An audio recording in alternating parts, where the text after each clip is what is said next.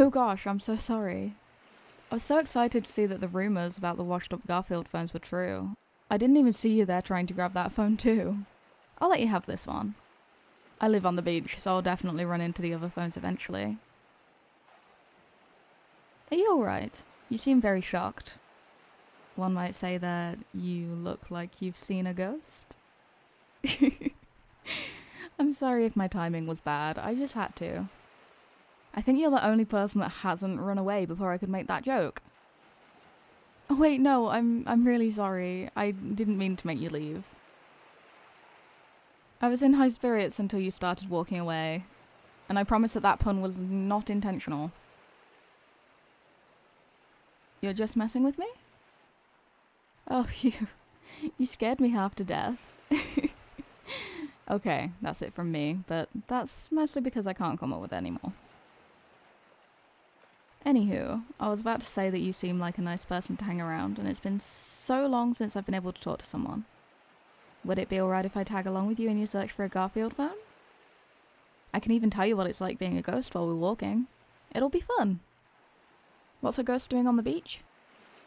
Well, when you're a ghost, you don't have many quiet places to rest. I suppose there's the cemetery, but I always get so sad whenever I see mourners.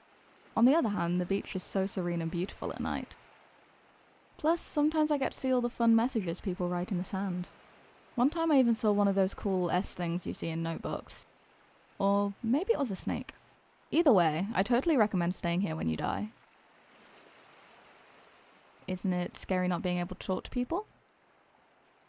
I guess it is, seeing as how I'm all spooky and ethereal now, but that was a problem before. I've always been somewhat of a shut-in, keeping to my books and video games. Actually, that might be another reason why I'm at the beach instead of, say, a library or a hotel.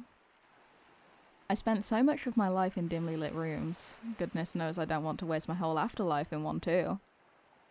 It's a nice change of pace, being in the fresh outdoors with a cool breeze, and the beach is especially lovely with you around. Not that I think you're lovely. Not that I think you're unpleasant, don't get me wrong. All I meant to say was that I appreciate your company. Seems I'm even worse at talking than I remembered. All that time being a ghost must have rotted my brain. Do ghosts have brains? Probably not, but, sorry for derailing the conversation about the afterlife. It must be a pretty interesting topic for the living. You'd rather learn more about me than the afterlife anyway? Well, gee, I'm not quite sure how to respond to that. I'm really quite flattered, for starters. I don't think there's much to talk about me or my meandering and dull life, or lack thereof. But I hardly know anything about the afterlife myself, so I wouldn't be able to help much there. Most ghosts aren't sure why the afterlife even exists. Yes, really. I was just as surprised to hear that as you are. At first I figured that this was some kind of purgatory, like some kind of liminal stage we need to endure until we can move on emotionally, but I don't remember feeling like I had any unturned stones.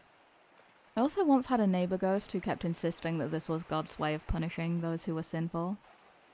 Pretty soon, he started spooking everyone who seemed a little too gay, so he could make it up to God. At that point, I realised it was probably a bad idea to live in an abandoned church. We didn't get along very well, evidently. Yeah, he was an asshole. You know, not to feed your ego or anything, but I'm really lucky to have met someone as cool as you, let alone a person who's willing to give me the time of day. I don't want to come off as too weird. I know it's a little too late for that, but bear with me. But I wouldn't mind if this was the rest of the afterlife. Just chilling on a starry night without a care in the world, talking about the going-ons of life. Yeah, of course you're cool in my book. You're an intrepid Garfield fanatic rummaging around soil for forgotten and obscure merchandise. Or potentially a bored nerd with nothing better to do. Either way, you're kind of like me, except smarter since you had the foresight to bring snacks.